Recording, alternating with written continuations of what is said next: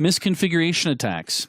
So misconfiguration attacks, we see these very, very often. The most common targets that we'll actually see this take place against is going to be web servers, application platforms, frameworks, databases, as well as hardware. Now, what a misconfiguration attack is that a lot of times, just because they don't know any better, people deploy applications, OSs, hardware devices.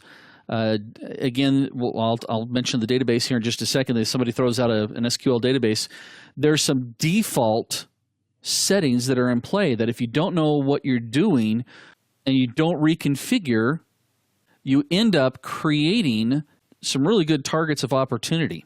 Now, I mentioned earlier that back in the old days, when you installed Microsoft Server 2000, you got a web server, and that web server was not locked down at all, and it created a lot of issues for us.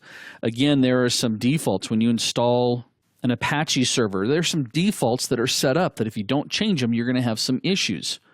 Same thing with deploying out an application, and I'm not just talking necessarily about applications, desktop-based applications like Word or Excel, but server-based applications. I mentioned the databases before, SQL. What's the default password for SA? Yeah, something to think about, huh? Also, a hardware device. I think I mentioned this in a previous clip, but we'll talk about it in case you missed it.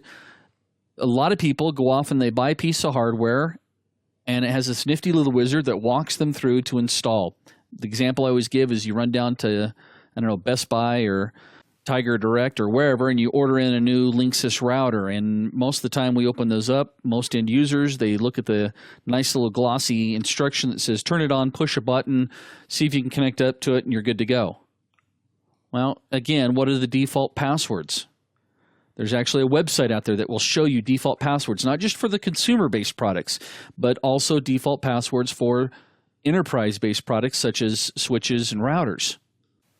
Now, most of the time, these misconfiguration attacks take place because software is getting complex. And what do we talk about when it comes to complexity? That typically adds to our security issues. Now, the good news is that most of our software and hardware devices that we purchase today are pre-configured with some security mechanisms, or they have security mechanisms in play. The bad news is that there's a ton of settings that a lot of IT guys don't take the time to go through and properly configure or break open a manual to see what the different settings do. I know, real IT guys don't look at manuals, right? And that's where we come back to that same concept we talked previously, that training is a big issue when it comes to security. Not just the end user, but also when you guys get in a new device or a new piece of software you're going to deploy, I know it takes up a lot of your time and in some cases can cost you money to learn about the security mechanisms built into those devices and applications.